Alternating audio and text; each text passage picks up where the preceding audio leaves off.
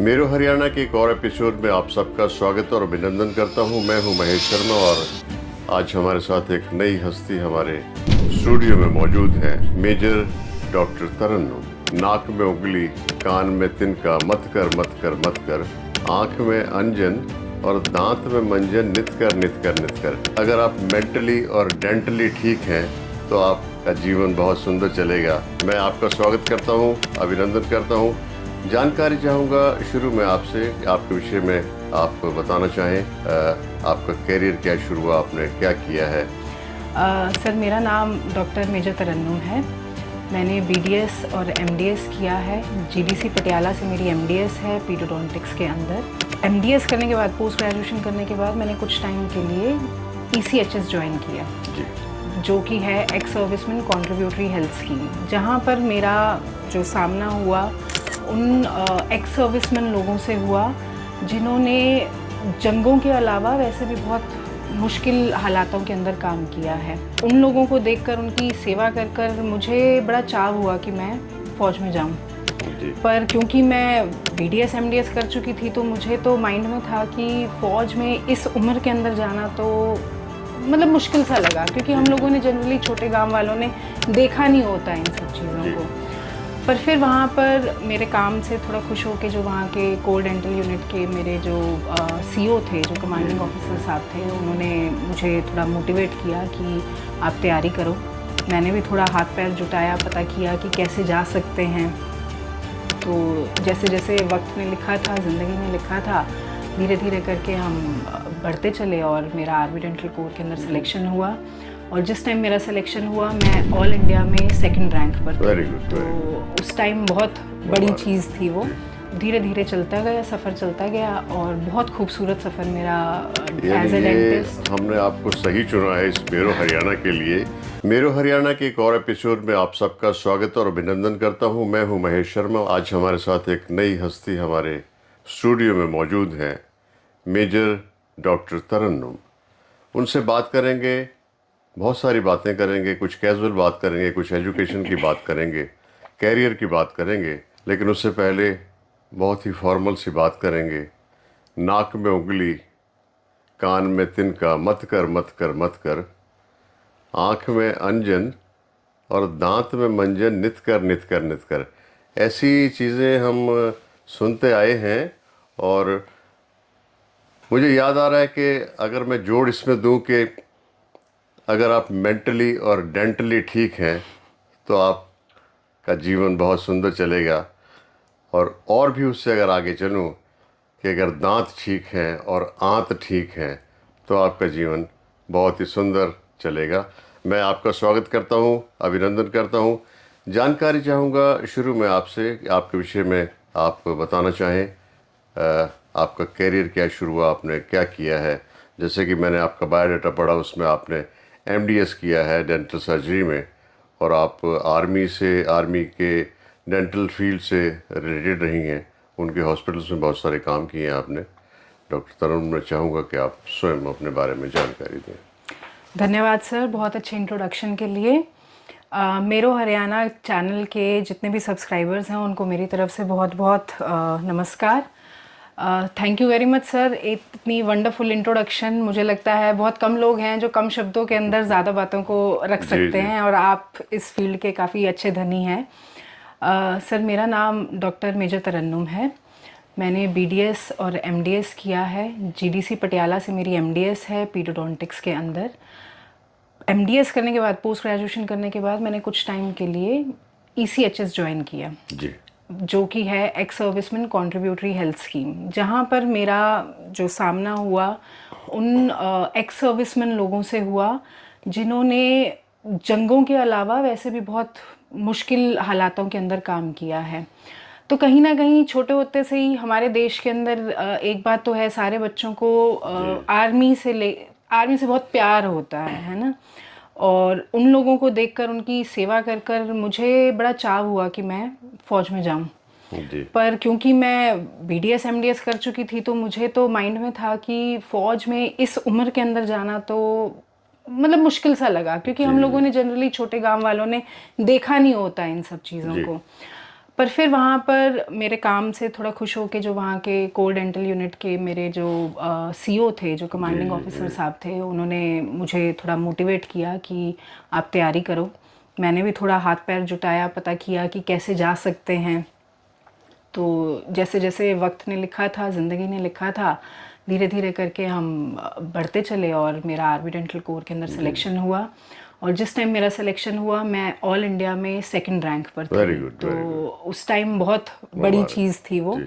आज भी है।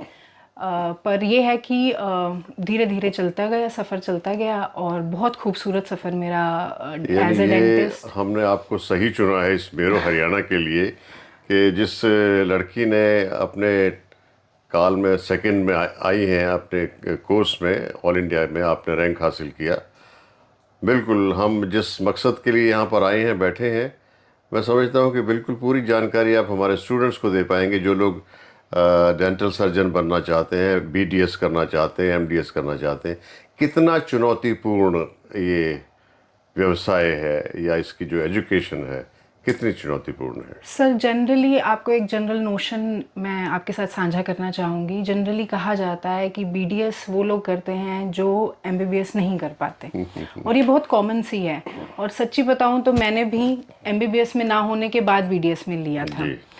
लेकिन जैसे जैसे बीडीएस का सफ़र चलता रहा तो मुझे लगा कि मैं डेंटिस्ट्री के लिए ही बनी हूँ। कहीं ना कहीं आप जैसे जैसे पेशेंट्स के साथ डील करते हैं तो आपको धीरे धीरे समझ आता है कि चुनौतीपूर्ण तो डेफिनेटली है। जी। आपके मुंह के अंदर थोड़ा सा बाल आ जाए, हम कितनी देर तक उसी के साथ लगे रहते हैं। बिल्कुल। और डेंटिस्ट्री का सारा काम मुंह के अंदर का है ना। तो थोड़ा मुश्किल है, लेकिन मुझे ऐसा लगता है कि बहुत अच्छा भी है, बहुत रिवार्डिंग भी है। जब कोई खुश होकर जाता है, जब आप किसी बंदे को एक अच्छी मुस्कान दे दें, तो किसी को मुस्कान देना तो आज की डेट के अंदर सबसे बड़ी चुनौती है। जी जी। बिल्कुल सर। हम बात कर रहे हैं बीडीएस की, क्या संभावनाएं लगती हैं आपको? क्योंकि हमने अभी जो पीछे डाटा कलेक्ट किया उसमें देखा गया है कि 60 से 70% लोग हिंदुस्तान में दांतों के रोग से पीड़ित हैं। वो क्यों हो रहे हैं, क्या कारण उसके? मैं चाहूँगा कि हमारे जो सुनने वाले हैं, देखने वाले हैं, उनको आप बताइए। सर इसका मुख्य कारण ये है कि हम लोगों को अवेयरनेस नहीं है। जी। दांतों के अंदर पेशेंट तब आता है आपके पास दांतों की किसी भी प्रॉब्लम को लेके जब वो प्रॉब्लम बढ़ जाती है। जी। नहीं तो हम लोगों की कोशिश जनरली यही रहती है कि लोकल किसी दवाई खाकर या कोई नुस्खा आजमा कर हम अपना कर लें, इलाज खुद कर लें। जी। लेकिन वो अवेयरनेस अब ज़रूर सरकार के कुछ एक प्रोग्राम्स चल रहे हैं ओरल हेल्थ अवेयरनेस को लेके, फ्लोराइड को लेके, गर्भावस्था के अंदर जो दांतों की ज़रूरत होती है उनकी सफाई को लेके, उस चीज़ को लेके, लेकिन अभी बहुत अच्छे से इम्प्लीमेंट नहीं हुए हैं क्योंकि इसके लिए हमें बहुत ग्राउंड रूट पे काम करना पड़ेगा, बहुत छोटे लेवल के ऊपर, जो कि सरकारी हॉस्पिटल के अलावा हमें प्राइवेट हॉस्पिटल्स के अंदर भी गाइडेंस का करना पड़ेगा। तो हमारे परिवार में ही अगर हम लोग देखते हैं तो हर कुछ साल के बाद हमें पता चलता है कि कोई ना कोई डेंटल की कोई ना कोई या दांतों की कोई ना कोई प्रॉब्लम से पीड़ित होता है, कोई ना कोई जाता है। लेकिन हम जाते तब हैं जब एक्सट्रीम हो जाती है। अब जैसे जिन जगहों पर मोटिवेशन है, जहाँ पर साल में एक बार डेंटल विजिट करनी ही करनी है, वहाँ पर आरसीटी तक की नौबत नहीं आती, थोड़ी लेट आती है, कम आती है, क्योंकि आपने एक छोटी स्टेज के ऊपर किसी चीज़ को पकड़ लिया। तो ये हमारे थोड़ा सा हमें, हमारी सरकार को और हम सबको ही मोटिवेट होने की ज़रूरत है। जैसे मैंने अपने जब हमने बात शुरू की और मैंने आंत और दांत की बात की, तो वास्तव में ही अगर आपके दांत ठीक हैं तो आपकी आंत भी ठीक होगी, आपका पेट भी ठीक होगा, आपका स्वास्थ्य भी ठीक रहेगा। और मैं समझता हूँ कि जहाँ तक हमारी जो अपने आप को अपना परवरिश करने की, अपनी जो सेहत की परवरिश करने की, उस तरफ हमारा बहुत कम ध्यान है। डेंटल की मैं बात कर रहा हूँ, लोग अगर हार्ट की प्रॉब्लम है तो फटाफट डॉक्टर के पास जाएंगे, या और बहुत सारे रोग हैं, स्त्रियों के रोग हैं, उनके लिए दौड़े जाते हैं। लेकिन वही बात कि हम टालते जाते हैं। आप कितना ही कह लें कि आपको हर महीने या 6 महीने में एक बार अपनी दांतों का चेकअप कराना चाहिए, हम लोग नहीं जाते हैं। तो मैं समझता हूँ कि हमें जाना चाहिए। इसके बारे में मैं चाहूँगा आप मोटिवेट करें लोगों को, ताकि आने वाले समय में जो कि हमारी नए पौध आ रही है, जवान हैं या जो बच्चे आने वाले हैं, उनकी पेरेंट्स हैं, उनकी मदर्स हैं, वो अभी से डिसाइड करें कि उनको अपने बच्चों का ध्यान रखना है, उनके दांतों की समस्याओं को दूर करना है। सर इसके लिए सबसे ज़्यादा ज़रूरी है डर को निकालना, जी क्योंकि हमारे यहाँ पर ना हम डर के बहुत ज़्यादा पीछे हो जाते हैं। कई बार क्या होता है ना, बहुत छोटी सी चीज़ होती है जी लेकिन हम डर के मारे एक्सप्लेन नहीं कर पाते हैं, हम बता नहीं पाते हैं। अब हमारे जितनी भी किताबें होती हैं उनके अंदर जब भी हम पब्लिक हेल्थ डेंटिस्ट्री की बात करते हैं तो उसके अंदर हमेशा लिखा है कि साल में एक बार डेंटल चेकअप ज़रूर होना चाहिए। चलिए उसको साइड भी रखते हैं। हम सबसे पहले बच्चे का, कोई भी बच्चा पैदा होता है उसका क्या कभी डेंटल चेकअप कराते हैं? जी नहीं, जी कोई नहीं कराते हैं। जबकि किताबों में या जनरल पब्लिक में भी हर जगह पर ये लिखा हुआ है कि बच्चे का जैसे ही पहला दांत आए आप जाकर डेंटिस्ट से मिलिए। जी क्यों? क्योंकि उसी टाइम से आपको आदत डालनी है। ऐसे ही मैं, क्योंकि मेरी फील्ड है प्रिवेंटिव की, बचाव की, तो मैं हमेशा बच्चों को स्पेशली बोलती हूँ कि ये आपकी उम्र है जिसमें आपकी आदतें बनेंगी। इस टाइम के ऊपर लगभग आप लगा लीजिए 2 साल से लेके 10 साल जी। तक बच्चे की जो आदत बन गई ना, वो ज़िंदगी भर उसके साथ रहने वाली है। पर हम लोग इस चीज़ को लेकर बहुत ज़्यादा गहन सोच नहीं रखते हैं, हम इसके ऊपर ज़्यादा जोर नहीं डालते हैं। हम बच्चे के खाने को लेकर जोर डालेंगे लेकिन खाने के बाद मुंह का क्या, जी उसके ऊपर कोई जोर नहीं डालेगा। हम ये ज़रूर जोर डालेंगे बच्चे को कि बेटे रात को हाथ धो के सो, पैर धो के सो, देते हैं पुराने बुजुर्ग आज भी बोलते हैं, लेकिन कोई ये नहीं बोलता कि रात को बेटा ब्रश करके या कुल्ला करके सो, क्योंकि ये आदतें अभी बन जाएंगी ना। तो वो अगर 12वें साल में भी होगा, समझ लो 50वें साल में भी होगा ना, उसको नींद ही नहीं आएगी बिना ब्रश किए, जी है ना। और ये छोटी उम्र के अंदर जब शुरू हो जाती हैं आदतें तो वो अपने आप आगे भी इंस्टिल होती हैं। और इसके लिए सबसे ज़्यादा ज़रूरी है पेरेंट्स का बहुत ज़्यादा जागरूक होना। अगर मैं ब्रश करूँगी तो मेरा बच्चा मुझे देख के करेगा। अगर बच्चे के दादा दादी ब्रश कर रहे हैं, मम्मी पापा ब्रश कर रहे हैं, तो वो ज़रूर ब्रश करेगा। लेकिन हम लोग ही इग्नोर करते हैं इस चीज़ को। मित्रों, जैसा कि आप जानते हैं कि मेरो हरियाणा के माध्यम से हम लोगों को एजुकेट करने के लिए कुछ काम कर रहे हैं, जिसमें अलग अलग फील्ड के हमारे साथ लोग आएंगे, संगीत के आएंगे, डॉक्टर्स आएंगे, बहुत सारे इंस्टीट्यूट्स हैं उनके लोगों को हम लेके आएंगे।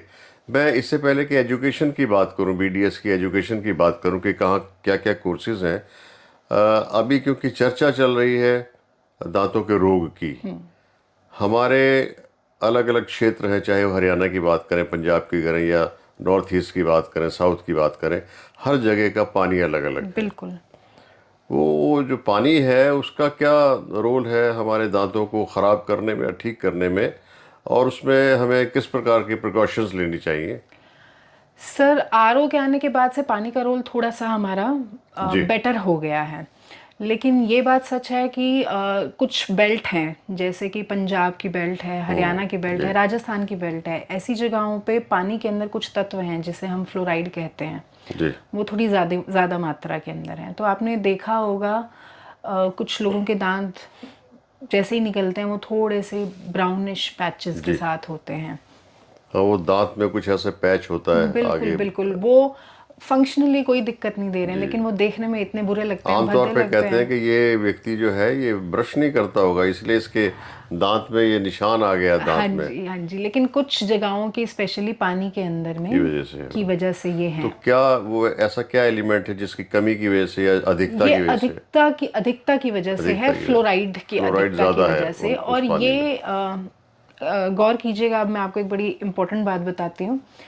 बच्चे के जो दांत बनते हैं वो गर्भावस्था में बनते हैं, जी सारे दूध के दांत और कुछ परमानेंट दांत। जी तो अगर गर्भावस्था के अंदर माँ ने कुछ दवाइयाँ ली हैं, जैसे कि डॉक्सीसाइक्लिन हो गई, कुछ एक छोटी मोटी और दवाइयाँ, या उसने पानी इस तरीके का लिया है जी जो कि फ्लोराइड से युक्त है, ज़्यादा अधिकता है जिसकी, तो ऐसे केस में जो दांत बनते हैं उनके अंदर फ्लोराइड अंदर चला जाता है और दांत के अंदर स्टेनिंग कर देता है। और जन्म से लेके पहले 5 साल इस टाइम पर भी बच्चे के अंदर जो पानी जा रहा है जी जी उसका स्पेशली हमें ध्यान रखना चाहिए, क्योंकि उसी टाइम पर ही दांतों की असली डेवलपमेंट हो रही होती है, उसी टाइम पर ही वो दांत प्रॉपर आपके कैल्सीफाई हो रहे होते हैं। तो ऐसे केस के अंदर अगर हम इतना सा ध्यान रख लें जी pregnancy and 5 years after delivery, तो बच्चे के दांतों के स्टेनिंग को हम प्रिवेंट कर सकते हैं। दैट मीन्स के आपकी चर्चा से ये बात निकली कि हमारी जो मदर्स हैं, जो आने वाली मदर्स हैं या प्रेजेंट मदर्स हैं, वो उनको ज़्यादा ध्यान रखना पड़ेगा अपने बच्चों का, बिल्कुल तभी वो सर, प्रॉपर केयर कर पाएंगी। बिल्कुल सर। शुरुआत के 5 साल तो हमारे हर हेल्थ प्लान के अंदर भी लिखा जी हुआ है, वो आपके फाउंडेशन ईयर्स जी हैं। वो पहले 5 साल आपकी ज़िंदगी के, प्रेगनेंसी प्लस 5 साल मैं बोलना चाहूँगी, वो बहुत ज़रूरी हैं कि आपके आगे की सिर्फ दांतों के हिस्से से हिसाब से ही नहीं, बाकी सारे शरीर के हिसाब से भी फाउंडेशन बनाने में, आपकी ज़िंदगी के एक अच्छे हेल्थ के लिए, हेल्थ प्रोग्राम के लिए। मैं, क्योंकि हमारे बीच में हमारे साथ में है मेजर डॉक्टर तरन्नुम, क्योंकि हमारा संगीत का भी फील्ड है, नाम भी आपका तरन्नुम है। वो अभी संगीत की चर्चा मैं नहीं करूँगा, लेकिन मैं अब उस फील्ड पे आता हूँ कि जो बीडीएस है वो बच्चे कहाँ कहाँ से कर सकते हैं। हिंदुस्तान में अंदाज़न कितने कॉलेजेस होंगे, उसके लिए क्या कोई एंट्रेंस टेस्ट होता है, और नॉर्थ इंडिया में क्या क्या पॉसिबिलिटीज़ हैं, कितने अंदाज़ा यहाँ पे कॉलेजेस होंगे। सर बीडीएस के लिए सबसे पहले तो ज़रूरी है क्वालिफ़िकेशन, जी, क्वालिफाई करना, क्योंकि देखिए आप मेडिकल फील्ड में जा रहे हैं तो आप कोई मतलब भी आपके बंदा नहीं 12th में जा आपको सकता। 12th के 11th 12th मेडिकल में होना आपके चाहिए। बिल्कुल मेडिकल जी होना चाहिए, 10th के बाद 11th 12th में मेडिकल, और उसके बाद एक हमारा टेस्ट होता है नीट जिसे हम कहते हैं, उसके अंदर आपकी क्वालिफ़िकेशन होनी जी चाहिए। नीट के अलावा आपकी 11th और 12th के मार्क्स भी कंसिडर किए जाते जी हैं। तो पहले बीच में एक सिस्टम शुरू हुआ था जिसमें बच्चे सिर्फ नीट की तैयारी कर लेते थे, स्कूल को बहुत ज़्यादा ध्यान से नहीं जी देखते जी थे, पर अब हमारी सरकार ने ये एक डिटरमिन कर रखा है कि आपको 11th 12th नीट आपको ये देना ही देना है, क्योंकि बेसिक्स अगर स्ट्रॉन्ग होंगे बच्चों के तो वो कहीं मात नहीं खाएंगे। इसके अलावा जब हमारा नीट का रैंक स्ट्रक्चर आ जाता है तो उसके बाद आपके पास गवर्नमेंट कॉलेजेस, प्राइवेट कॉलेजेस, दोनों तरीके के कॉलेजेस होते हैं। गवर्नमेंट कॉलेजेस जैसे हमारे यहाँ पर हरियाणा के अंदर सबसे अच्छा जो गवर्नमेंट कॉलेज है वो है रोहतक का पंडित पी डी शर्मा कॉलेज। जी तो वहाँ पर आपके एमबीबीएस के बाद बीडीएस का काउंसलिंग के थ्रू आपका एडमिशन हो जाता है। इसके अलावा राजस्थान, हरियाणा, पंजाब, जम्मू में सिर्फ एक ही कॉलेज है। एक ही कॉलेज। लेकिन मैंने जो देखा या सुना है कि हरियाणा में भी अगर गवर्नमेंट हॉस्पिटल की या गवर्नमेंट यूनिवर्सिटी की बात छोड़ दें तो और भी इंस्टीट्यूट्स के नाम बिल्कुल, सुनने को मिले हैं जो प्राइवेट इंस्टीट्यूट्स हैं। बिल्कुल। और कुछ इंस्टीट्यूशंस जैसे यमुनानगर की इंस्टीट्यूशन हो गई या आपकी चंडीगढ़ की जी इंस्टीट्यूशंस हो गई, ये काफ़ी अच्छी हैं क्योंकि जी इनकी ट्रेनिंग बहुत अच्छी है। राइट क्योंकि सर बीडीएस के अंदर आपका मेन चीज़ है, बेसिक के बाद आपकी एकेडमिक के बाद आपको ट्रेनिंग बहुत ज़्यादा ज़रूरी है। तो वो ट्रेनिंग वहीं पर हो सकती है जहाँ पर बहुत अच्छा आपका पेशेंट इनफ्लो हो और बहुत अच्छे आपके टीचर्स हों आपको जो जी प्रॉपरली ट्रेन कर सकें। तो हरियाणा में बहुत सारी प्राइवेट इंस्टीट्यूशंस भी हैं ऐसी, पंजाब में भी बहुत सारी हैं, आसपास के एरिया में भी बहुत सारी अच्छे इंस्टीट्यूशंस हैं जहाँ पर हम लोग ट्रेनिंग के अलावा थोड़े एक्स्ट्रा जैसे सेमिनार्स हो गए या बच्चों के कुछ हैंड्स ऑन वर्कशॉप्स होती हैं जी। जिसके अंदर हम लोग अपनी स्किल्स को रिफाइन कर सकते हैं। अभी हम जो चर्चा कर रहे हैं उसमें क्योंकि आप आर्मी से हैं और आर्मी में आपने मेडिकल कॉलेजेस में या डेंटल कॉलेजेस में काम किया है, उस सब्जेक्ट पे भी मैं आता हूँ। लेकिन आम स्टूडेंट के लिए क्या पॉसिबिलिटीज़ हैं, क्या जानकारी हैं, क्या वो एक एज अ कैरियर वो इस डेंटल सर्जरी को ले सकते हैं, और कितने एवेन्यूज़ अवेलेबल हैं यहाँ पे, क्या क्या कहाँ कहाँ पॉसिबिलिटीज़ हैं कि उनको जॉब्स मिल सकता है। क्योंकि आपको मालूम ही है कि जो आजकल बच्चे पढ़ रहे हैं, जॉब्स की बड़ी प्रॉब्लम है, लेकिन उनको प्रॉपर टीचिंग ना मिलने की वजह से उनको प्रॉपर मेंटोर नहीं मिल रहे वो जो बता सकें उनको क्या करना है।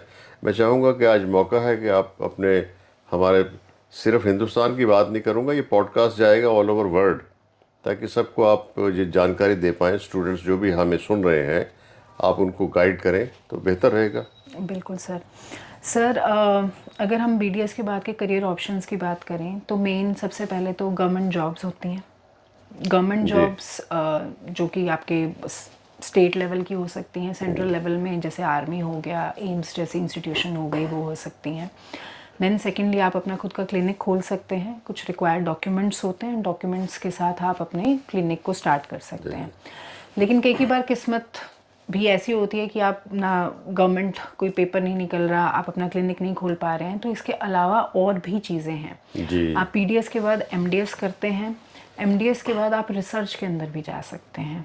हमारे देश के अंदर PGI, Bhabha atomic research centre, ऐसी बहुत सारी बहुत ही रेप्यूटेड इंस्टीट्यूशंस हैं जहां पर आपको रिसर्च एनालिस्ट, रिसर्च साइंटिस्ट के तौर पर रखा जाता है।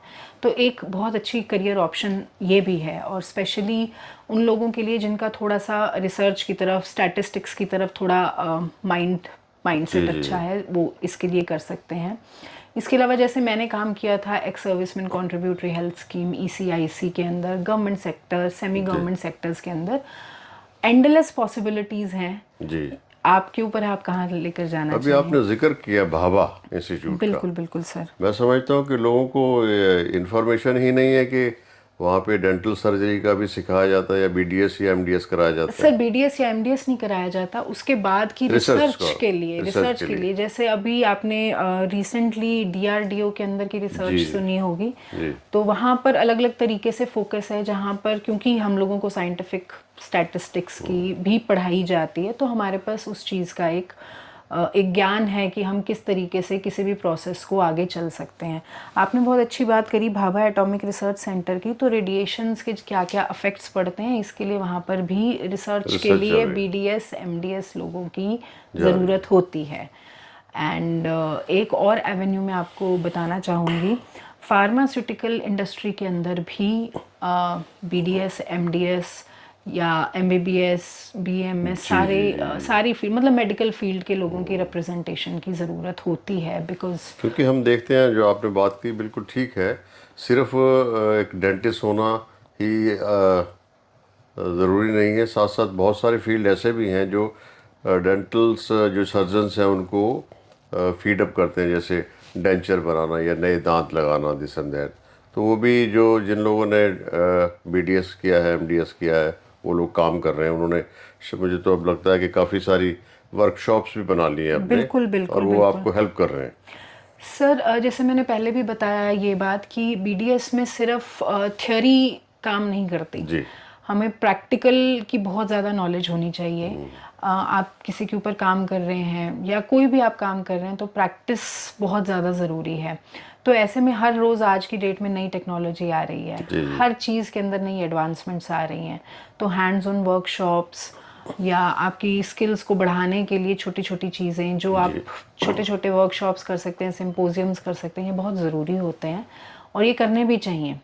हम अगर अपनी इंफॉर्मेशन, अपनी जो जानकारी है लोगों के साथ साझा करेंगे, तब उनकी भी नॉलेज बढ़ेगी, उनको भी पता चलेगा कि कैसे कैसे हम चीज़ के अंदर आगे बढ़ सकते हैं। आपका क्योंकि बैकग्राउंड आर्मी से है, बीडीएस की बात हमने की, एमडीएस की रिसर्च की, फॉर एग्जांपल अगर 10,000 स्टूडेंट्स ने एक साल में आपने बीडीएस किया है या एमडीएस किया है, उनके लिए आर्मी में क्या एवेन्यूज़ हैं? वहाँ के हॉस्पिटल, कितने हमारे हॉस्पिटल्स हैं ऑल ओवर इंडिया, क्या संभावनाएं हैं? आर्मी के अंदर सर हॉस्पिटल्स ये हैं कि आर्मी के अंदर हम लोगों को एमडीएस कराई जाती है, लेकिन सिर्फ चुनिंदा कैंडिडेट्स को, अच्छा। जो वहाँ पर ऑलरेडी सेलेक्ट हो रखे हैं। जी, यानी जिन्होंने बीडीएस किया उनका सिलेक्शन वहाँ पे हो गया, उसके बाद वो वहाँ पे प्रैक्टिस भी करेंगे या लोगों को ट्रीट करेंगे, और साथ साथ उनका एमडीएस कराया जाएगा। बिल्कुल बिल्कुल, ये कराया जाता है आर्मी के अंदर। दैट मीन्स कि वो जो कॉलेजेस हैं एज ए यूनिवर्सिटी वो काम कर रहे हैं। सर वो अपनी खुद की बॉडीज़ हैं, बिल्कुल वो यूनिवर्सिटीज़ की तरह काम कर रहे हैं। They are teaching areas, teaching institutions हैं आर्मी के अंदर। और आर्मी की एक यही अच्छी खास बात है कि आप अपनी स्किल्स को बढ़ाते रहने का वो आपको मोटिवेशन देते हैं। आपको करना ज़रूरी भी होता है कई कई जगहों के ऊपर कि आपको ये ट्रेनिंग मैंडेटरी है, कर रही हैं। तो आर्मी में जाने के लिए भी आपको पहले नीट क्वालिफाई करना पड़ेगा, उसके बाद ही आप आर्मी के लिए अपीयर हो सकते हैं। यानी कि नीट या नीट है तो जीत है। जी। बहुत टीडियस और टफ जॉब कहते हैं डेंटल सर्जरी को।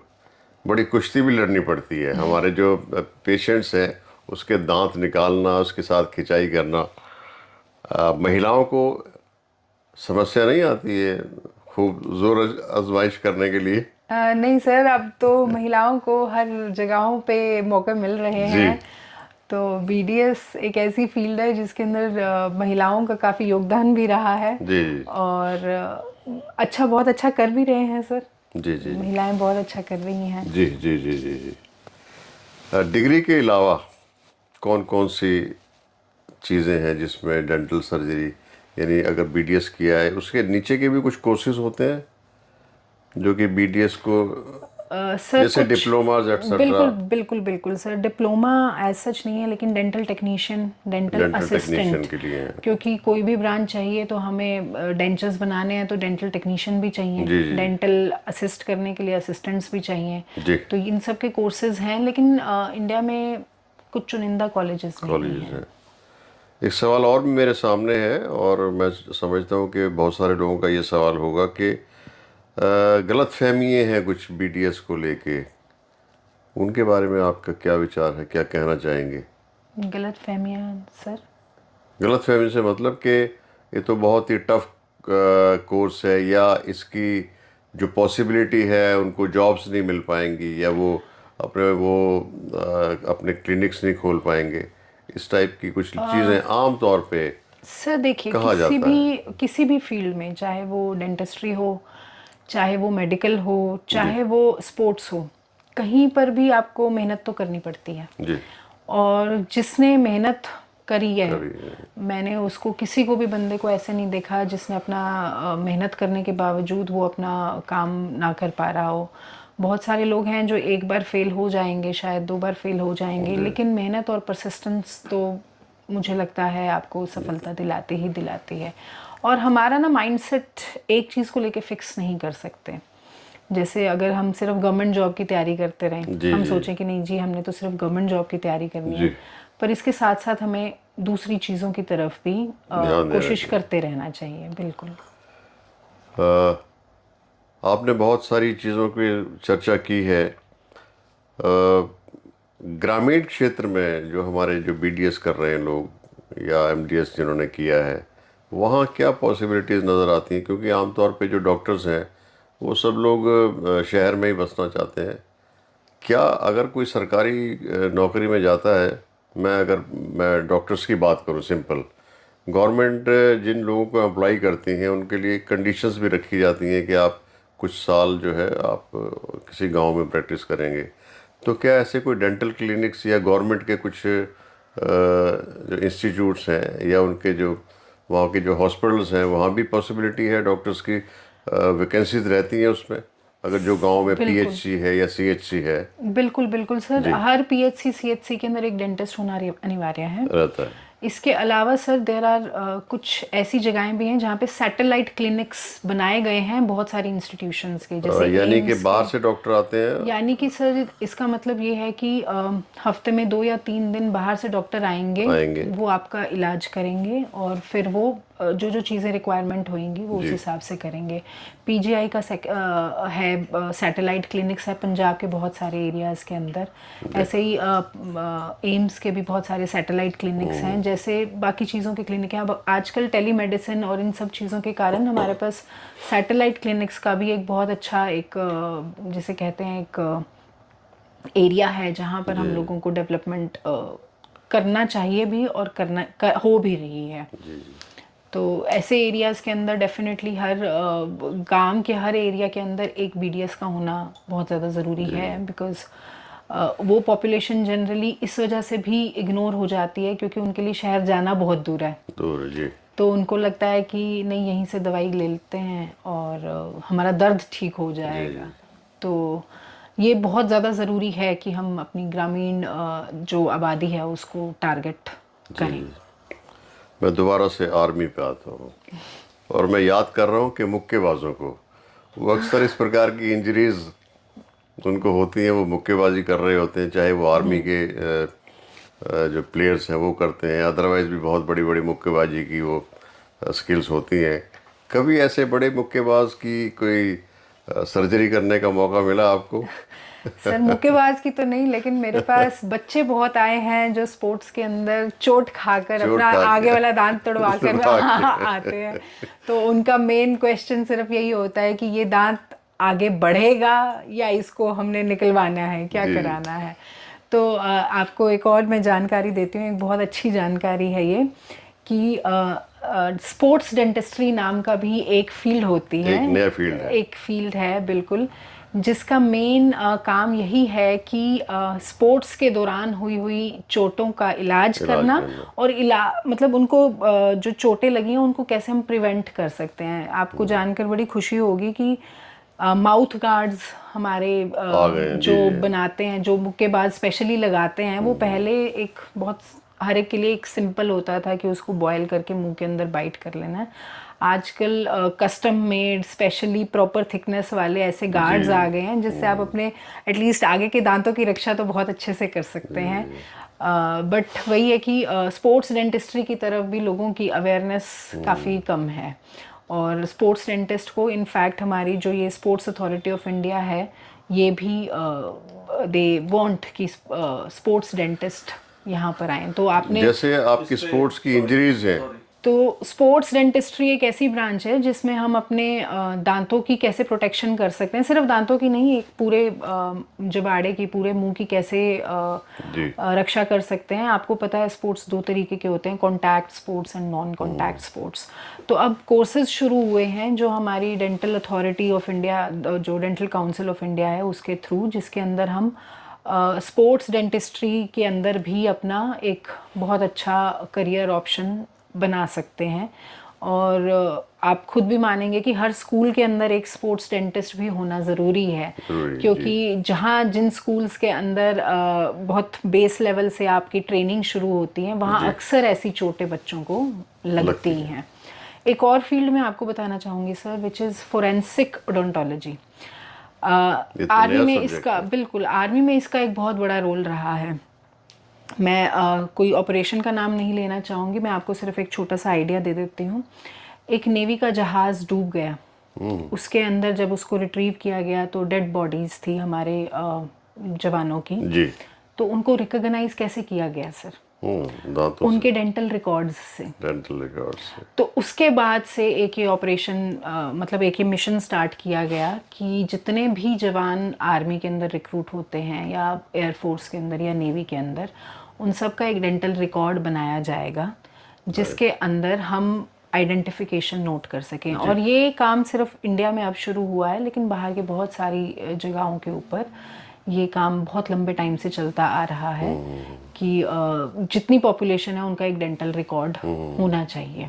तो इसको हम फोरेंसिक ओडोंटोलॉजी कहते हैं जी। और बीडीएस के बाद आप ये कोर्स कर सकते हैं, और इसका अभी इंडिया के अंदर 2 ही इंस्टीट्यूशंस हैं, बट बहुत अच्छा स्कोप है।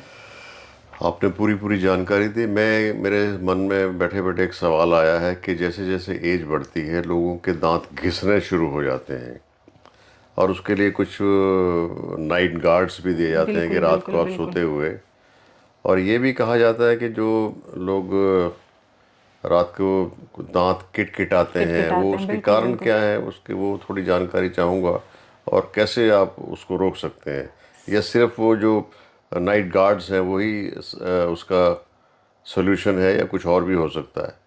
जो दांत घिस रहे हैं, जो दांत कटकटा रहे हैं या दांत घिसा रहे हैं, इसको हम अपनी साइंटिफिक लैंग्वेज में दांत घिसाने को ब्रक्सिज्म कहते हैं जी। ये एक तरीके का मानसिक मतलब एक तरीके का रोग है जिसके अंदर आप अपने दांतों को कटकटा रहे हैं जब आप नहीं, आपको पता चल रहा है, जैसे कि आप फ्री बैठे हुए हैं, मान लीजिए टीवी देख रहे हैं, या रात को सोते हुए। सबसे कॉमन है रात को सोते हुए का। इसका सिर्फ दांतों के अलावा आपके जबाड़े के मांसपेशियों पर भी काफ़ी असर पड़ता है। तो ब्रक्सिज्म या दांतों का कटकटाना एक बहुत आम रोग बन चुका है आज की डेट में। इसके बहुत सारे रीजंस, साइकोलॉजिकल डिस्टर्बेंसेस बिल्कुल हो सकता है, स्ट्रेस हो सकता है, इमोशनल डिस्टर्बेंसेस हो सकते हैं, या आपके मुंह के अंदर कुछ चेंजेस हो रहे हैं। जैसे कुछ छोटे बच्चों में भी आपने देखा होगा, जब नए दांत आते हैं तब वो कटकटाते हैं। उसके पीछे का रीज़न यही है कि उस टाइम पर अंदर जॉज के अंदर कुछ चेंजेस चल रहे हैं, वो कटकटाते हैं, नॉर्मल है। और एक बहुत बड़ा रीज़न इसका पेट में कीड़े होना भी है बच्चों के केस के अंदर। तो इसका प्राइमरी ट्रीटमेंट यही होता है कि पेट के कीड़ों को भी मारा जाए और साथ के साथ इमोशनल स्ट्रेस अगर कोई है तो उसको ठीक किया जाए। तो ये, हाँ, आपने नाइट गार्ड की भी बात करी सर। तो नाइट गार्ड का ये है कि सर वो हमें वो बिल्कुल प्रिवेंट करता है, क्योंकि इससे आप जब कटकटा रहे हैं तो दांत नहीं कटकटा रहे हैं, आप दांत के साथ नाइट गार्ड को घिस रहे हैं। तो डेफिनेटली दांतों का घिसना तो काफ़ी कम हो जाता है उससे। लेकिन ये इसका अल्टीमेट ट्रीटमेंट नहीं है, ये इसका एक एडजेक्टिव है कि आप कटकटा रहे हैं तो आपके दांतों पर असर नहीं पड़ रहा, वो नाइट गार्ड के ऊपर असर पड़ रहा है। तो माना जाए कि जो डेंटल सर्जरी है एक बहुत बड़ा फील्ड है, और चाहे वो महिलाएं हैं या पुरुष हैं, दोनों के लिए एक जैसे समान अवसर इस फील्ड में है। आपने इस कार्यक्रम में बहुत सारी जानकारी दी है हमारे आने वाले स्टूडेंट्स के लिए, और वो जो मिथ थे कि सिर्फ जेंट्स ही कर सकते हैं डेंटल सर्जरी, उनको आपने तोड़ा है। चलते चलते एक विशेष संदेश आपकी तरफ से हमारे दर्शकों के लिए हो जाए। मेरा स्पेशल संदेश तो यही रहेगा सर, हंसते रहिए, मुस्कुराते रहिए और अपने दांतों का ख्याल रखते रहिए। और एक और चीज़ मैं बोलना चाहूँगी कि चाहे वो गवर्नमेंट सेटअप हो, चाहे वो प्राइवेट सेटअप हो, चाहे वो देश के अंदर हो, चाहे वो देश के बाहर हो, मेहनत करने से कभी मत डरिए। सफलता तभी आएगी जब आप असफलता को एक्सेप्ट कर लेंगे। Thank you very much. आज हमारे स्टूडियो में मेरो हरियाणा कार्यक्रम के इस प्लेटफॉर्म पर मेजर डॉक्टर तरन्नुम उपस्थित थी, और हम इसको आज के इस एपिसोड को इस उम्मीद के साथ समाप्त करते हैं कि अगली बार किसी और बड़ी हस्ती के साथ हम यहाँ पर उपस्थित होंगे। बहुत बहुत धन्यवाद।